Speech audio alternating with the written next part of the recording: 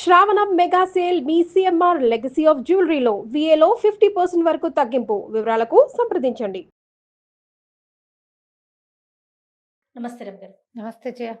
రమగారు, మనము అనంత వ్రతం అని జరుపుకుంటాం ఈ నెలలోని. దీని యొక్క విశిష్టత ఏంటి? ఎవరు జరుపుకుంటారు? ప్రత్యేకమైన నియమాలు ఏమన్నా ఉన్నాయా? అనంత పద్మనాభ చతుర్దశి అంటారు. భాద్రపద శుద్ధ చతుర్దశిని అనంత చతుర్దశిగా చెప్తారు. అయితే ఈ రోజున మనం గణేష్ నిమజ్జనోత్సవం చేస్తాం. వినాయక చవితి చవితి నాడు మొదలైంది కదా. చతుర్థి నుంచి అంటే శుక్ల చతుర్థి నుంచి శుక్ల చతుర్దశి వరకు. చతుర్థి అంటే 4, చతుర్దశి అంటే 14. ఈ 9 రోజులు మనం గణపతి నవరాత్రులు జరుపుకుని చతుర్దశి నాడు గణపతిని మొత్తం అన్ని చోట్ల ఉన్న పెద్ద పెద్ద గణపతులందరినీ కూడా ఈ రోజున సాగనంపుతాం. 9 రాత్రులు కదా. అయితే ఈ రోజున ఈ అనంత వ్రతం చేసుకునే విధానం కూడా మనకి కనపడుతుంది. ఇదేంటంటే ఎవరి ఇళ్లలో ఈ ఆచారం ఉందో వాళ్లే చేసుకుంటారు. సాధారణంగా అందరూ చెయ్యరు. ఇది 14 సంవత్సరాల పాటు చేయవలసిన వ్రతంగా చెప్తారు. ఈ అనంత పద్మనాభుడు ఎవరు? త్రివేంద్రంలో ఉన్నటువంటి దైవం అనంత పద్మనాభుడు. మనకి ఆయన ఇట్లా పడుకుని శయనమూర్తిగా కనపడతాడు కదా. ఆ చివరి దాకా చూసి తీరాలి. అయితే అలాగే పడుకుని ఉన్న శయనమూర్తిగా కనపడేవాడు శ్రీరంగ సాయి ఒక ఆయన ఉన్నాడు మనకి. శ్రీరంగనాథుడు ఉన్నాడు. వీళ్ళందరికీ లేని ప్రత్యేకమైన పేరు అనంత పద్మనాభుడుగా ఉన్నాడు ఆయన. ఈయనేమో శ్రీరంగనాథుడు అంటాం. అదే శేషశయనం. అట్లాగే నాభికమలం పాదాల చెంత అమ్మవార్లు కూర్చుని ఉండటం అలాగే ఉన్న కొంత ప్రతిమా విశేషంలోనూ తేడా ఉంది, పూజా విధానంలోనూ తేడా ఉంది, ప్రాంతీయమైన ఆచారాల్లో కూడా తేడాలు ఉన్నాయి. అనంత పద్మనాభుడుగా చెప్పబడేవాడు అక్షరాల ఆయనే. త్రివేంద్రంలో ఉన్నవాడే. ఎంతో సంపదలు కలిగిన వాడుగా చెప్తారు. ఈ అనంతుడు ఎవరంటే ఆదిశేషుడిని అనంతుడు అంటారు. ఆయన తన 1000 పడగలతోటి భూభారాన్ని మోస్తాడు. ఆయన్ని కూడా విష్ణువంశ సంభూతుడుగానే చెప్తారు. ఈ అనంతుడి స్వరూపంలో ఇట్లా 1000 పడగలతోటి ఆదిశేషుగా భూభారాన్ని మోసేవాడే ఆయనే. విష్ణువుకి పానుపుగా ఉన్నాడు. ఆయనతో కలిసి ఆయన మానవావతారాలు ఎత్తినప్పుడు ఆయన తమ్ముడుగాను అన్నయ్యగాను అట్లా జన్మించాడు. రామావతారంలో రామానుజుడుగా ఉన్నాడు. రామానుజుడు లక్ష్మణ్ స్వామి. అక్కడి నుంచి కృష్ణావతారంలోకి వచ్చినప్పుడు ఓసారి తమ్ముడుగా సేవించి ఈసారి అన్నగా సేవలు అందుకున్నాడు. ఇక్కడ బలరాముడు అవతారంలో కనపడతాడు. ఆయనే కలియుగంలో ఆ అనంతుని యొక్క అంశావతారమే భగవద్ రామానుజులని కూడా చెప్పబడతారు. అయితే ఈ అనంత వ్రతాన్ని 14 ఏళ్ల పాటు ఆచరించాలి. ఈ 14 ఏళ్ళు ప్రతి సంవత్సరము ప్రత్యేకంగా తోర ఉంటుంది. స్త్రీలకు వేరు, పురుషులకు వేరు 2 రకాల తోరాలు దొరుకుతాయి. ఈ 14 సంవత్సరాల తోరాలు ఉంచుకుని 14 సంవత్సరాలు పూర్తయ్యాక అప్పుడు ఉద్వాసన చెప్పుకుంటారు. 14 ఏళ్ళు నియమం విశేషంగా ఉంటుంది కదా. అక్కడి నుంచి 14 జోళ్ల అప్పాలని వాయనం ఇవ్వాలి. ఈ అనంత వ్రతం చేసే విధానం కూడా బాగుంటుంది. అందరూ చేసుకుంటారా? చేసుకోరమ్మా. ఎవరి ఇళ్లలో ఉందో జరుపుకునేదే. నువ్వు కావాలంటే మొదలు పెట్టుకోవచ్చు, చేసుకోవచ్చు. మనం కూడా మనకి ఆసక్తి ఉండి ఏదైనా అద్భుతమైన వ్రతం చేసుకోవాలని ఉంటే సత్యనారాయణ వ్రతం లాగానే లక్షణంగా అనంత వ్రతం చేసుకోవచ్చు. కానీ ఓసారి చేసి మానకూడదు. అది 14 సంవత్సరాలు చేయవలసిన నియమం. దీని వ్రత నియమం ఉంది. ఏటా చేయాలి 14 ఏళ్ళు. దీనికి కలశం పెట్టుకోవాలి. తర్వాత ఏమో అనంతుడి ప్రతిమ ఒకటి తయారు చేసుకోవాలి. పడగ చేస్తారు. శేషశయనం ఇట్లా చుట్టలు చుట్టుకుని పడగున్నట్టుగా చేస్తారు. ఆయనకి పూజ చేసుకోవాలి.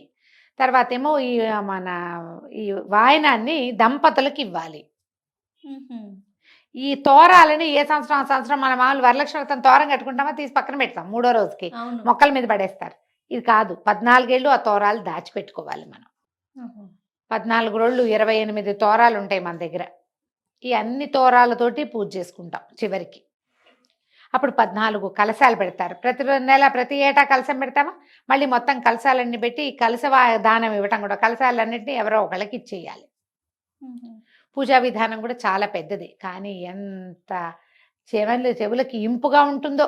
ఇందులో ఈ అనంతుడికి అత్యంత ప్రీతిపాత్రమైన కృష్ణుడి అనుకుందాం. కృష్ణుడికి అత్యంత ప్రీతిపాత్రమైన నది యమున. ఆ యమునని ఇందులో ఆవాహన చేస్తాం. మామూలుగా మనం ఏం చేస్తాం, పూజ చేసేటప్పుడు మొత్తం అంతా ఏర్పరచుకున్న తర్వాత ఒక గ్లాసులో నీళ్ళు పెట్టుకుంటాము, పోసుకొని ఉద్దరణతో తీసుకుంటాం, కేశవాయ నమః నారాయణ నమః అంటాం. తర్వాత కలశ పూజ అని చెప్పేసి, కలశం అంటే ఈ చెంబుకి పూజ కాదు, అది వేరే. ఒక గ్లాసులో నీళ్లు పోసుకుని ఈ దీంట్లో గంగే చైమనే చైవ గోదావరి సరస్వతి నర్మదే సింధు కావేరి జలేస్మిన్ సన్నిధిం కురు అని ఆయాంతు ఈ ఏ గణపతి ఎవరు పూజ చేస్తాం వాళ్ళ పూజార్థం దుర్తక్షయకారకములైన జలాలుగా ఈ గ్లాసులో నీళ్లు మారాలని చెప్పుకుంటాం. ఇందులో ఈ చెంబులో ఈ గ్లాస్ ఏది పెట్టుకున్నామో అందులో కాసిన అక్షతలు, ఓ పువ్వో, ఓ తులసదళమో, తమలపాకో, మామిడాకో వేసి పెట్టుకుంటామా, ఈ చెంబులో నీళ్ళే వాడాలి. మొదట మనం పుచ్చుకున్న నీళ్లు వాడం, ఆ నీళ్ళు వేరు, ఈ నీళ్లు వేరు. ఈ కలశోదకానికి యమునా కలశం ఏర్పరుస్తారు. ఇందులో ఒక కలశ నిండా నీళ్లు పోసి యమునని ఆవాహన చేస్తారు, యమునకి పూజ చేస్తారు. అసలు ఆ యమునా పూజ ఎంత ఇష్టమో జయ నాకు. మంత్రాలు మహా బాగుంటాయి, ఎంత హృదయంగా ఉంటుందో.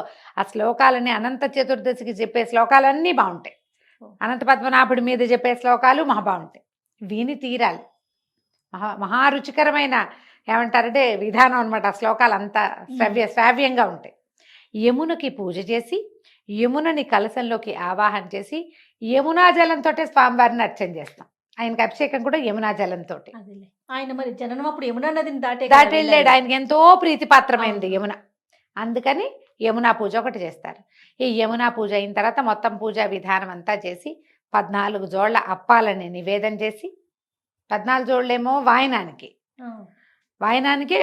చేస్తారు, విడిగా కూడా మళ్ళీ అప్పాలు నివేదన చేసుకుంటాం, అవి ప్రసాదానికి అందరికీ పంచడానికి. ఈ 14 జోళ్ళు ఎవరికి ఇస్తామో అవి వాళ్ళకే, ఎవరో ఒకళ్ళకి ఇచ్చుకోవాలన్నమాట. అట్లా విశేషంగా చెప్తారు. అక్కడి నుంచి ఏం చేస్తాము, ఈ పూజ అంతా అయిన తర్వాత అనంత చతుర్దశి వ్రతానికి ఒక కథ ఉంది, వ్రత కథ. ఆ కథ చెప్పుకుంటాం. చిన్న కథే, బ్రీఫ్గా చెప్పేస్తాం. కౌండిన్యుడు అనే బ్రాహ్మణుడు సుశీల అనే ఒక అమ్మాయిని వివాహం చేసుకున్నాడు. చాలా పేదవాళ్ళు, సుశీల వాళ్ళ పుట్టింట్లో బాగా ఇబ్బంది పడేది. ఈయన ఆధారణ వస్తూ వాళ్ళ ఇంట్లో భోజనాన్ని కాగి ఆ పిల్లని పెళ్లి చేసుకుంటాను అన్నాడు. పెళ్ళి ఆ కాలంలో అలా 40 ఏళ్ళ వాడైనా ఓ 8-10 ఏళ్ల పిల్లనిచ్చి పెళ్లి చేసేవాళ్ళు, లేదా 14-12 ఏళ్ల పిల్ల అయినా సరే. వీళ్ళ మధ్యలో వయసుల అంతరాలని పెద్దగా పట్టించుకునేవాళ్ళు కాదు, గోత్రాలు అవి కుదరాలి అంతే. అవివాహితులుగా ఉంటే మంచిది.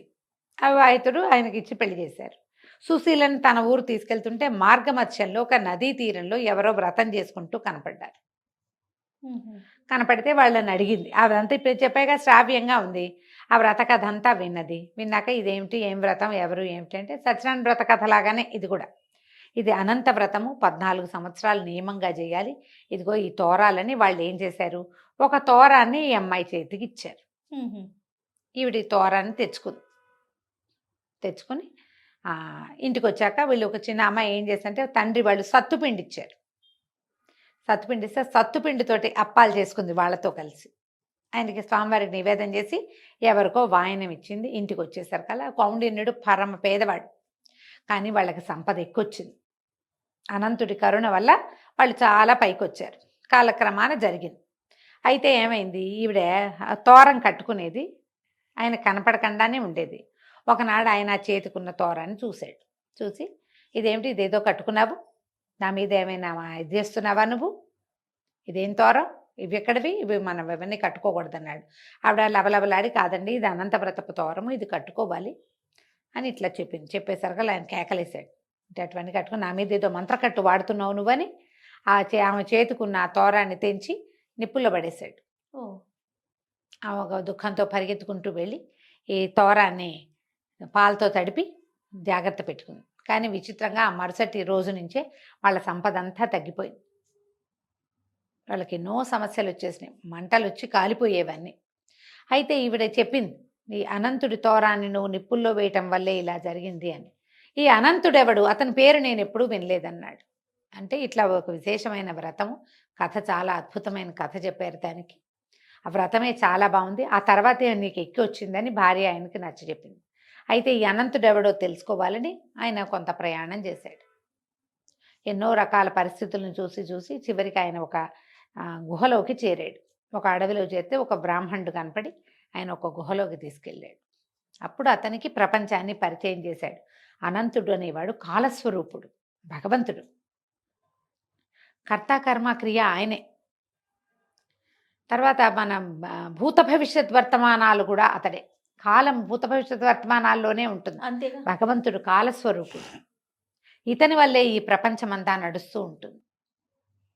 అతడే నడుపుతాడు. ఇప్పుడు నేనేదో ఇక్కడ ఉండాలని ఉంది, నేననుకుంటే జరిగిందా అది? నువ్వనుకుంటే వెళ్తావా? నువ్వనుకుంటే నీకు భగవంతుడు కాలము నీతోటి ఉంటేనే నువ్వు వెళ్ళగలుగుతావు. లేకపోతే బోరన వాన వస్తుంది, డ్రైవర్కి కడుపులో నొప్పి వస్తుంది, క్యాబ్ రాదు, నువ్వు ఇక్కడే నుంచుంటావు. నువ్వు వెళ్ళటం అనే క్రియ ఒకటి నీ మనసులో ఉన్నది, ఒక ఆలోచన. దీనికి కాలం సహకరిస్తేనే కదా ఏదైనా.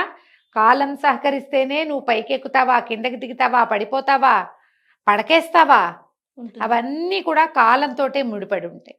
ఆ కాలస్వరూపుడే అనంతుడని చెప్తాడు. తర్వాత ఈయన కౌండిన్యుడు బుద్ధి తెచ్చుకుని ఇంటికి వచ్చి 14 అక్కడ ప్రతిజ్ఞ చేశాడు. 14 సంవత్సరాలు 14 భువన భాండాలు నీ కుక్షిలో ఉన్నాయి నాయన. అలా అందుకని నేను 14 సంవత్సరాలు నియమంగా నీ వ్రతం చేస్తానని ప్రతిజ్ఞ చేసి ఆయనకి దండం పెట్టుకుని వచ్చాడు. ఆ తర్వాత 14 సంవత్సరాలు భార్యాభర్తలు ఇద్దరు కూర్చుని ఈ తోరాలు కట్టుకుని ఇద్దరు. అంతకుముందు సుశీలకు ఒకదానికే తోరం. ఈ 14 సంవత్సరాలు ఇట్లా 14 జోళ్ల అప్పాలు వాయనం ఇవ్వటము, అదంతా కౌండిన్యుడు సుశీల కలిసి మొదలుపెట్టారు. ఆ తర్వాత వాళ్ళకి మళ్ళీ కలిసి వచ్చింది. వాళ్ళ జీవితాలు ఎంతో బాగున్నాయి. ఎంతో మందికి ఆదర్శప్రాయంగా వాళ్ళ జీవితాలు ముందుకు వెళ్ళినాయి. ఈ కథ చెప్తారు. ఆ యమునా పూజ, ఈ వాయన విధానము, ఆ తోరాలు కూడా ముచ్చటగా ఉంటాయి చూడ్డానికి. మామూలు తాడుతో మనం ముడేసేవి కాదు, బజార్లో పట్టుదారంతో కనపడతాయి. ఆడవాళ్ళకి మగవాళ్ళకి 2 వేరు తోరాల పద్ధతి కనిపిస్తుంది. మెళ్ళో వేసుకోవచ్చు, చేతికి కట్టుకోవచ్చు. మీకు అవకాశం ఉంటే ఎవరింట్లో అయినా అనంత వ్రతం జరుగుతుంటే వెళ్ళండి. మనకి హైదరాబాద్ దగ్గర ఉన్నటువంటి అనంతగిరి దేవాలయంలో స్వామివారి ఏంటంటే వికారాబాద్ అనంతగిరిలో ఈ అనంత వ్రతాలు జరుగుతాయి. కావాలంటే దేవాలయానికి వెళ్ళినప్పుడు కూడా మాట్లాడుకుని చేసుకోవచ్చు. మేము ఈ అవకాశాన్ని బట్టి చేయొచ్చు. రమగారు, దీనికి అంటే ఫలితం అనేది ఎలా ఉంటుంది రమగారు? సర్వతోముఖాభివృద్ధి, అన్ని విధాలుగా ఫ్లరిష్ అవుతాయి జీవితాలు. పిల్లలకి చదువులు వస్తాయి, పెద్దవాళ్ళకి ఆరోగ్యం సరిగ్గా ఉంటుంది, అకాల మృత్యువులు రాదు, అపమృత్యు నివారణ, సంపద వృద్ధి అవుతుంది, మన వల్ల 4 కుటుంబాలు నిలబడతాయి, ఆ చంద్రార్కం వంశాభివృద్ధి జరుగుతుందని చెప్తారు. అంతే. చాలా సంతోషం. నమస్తే. నమస్తే జయ.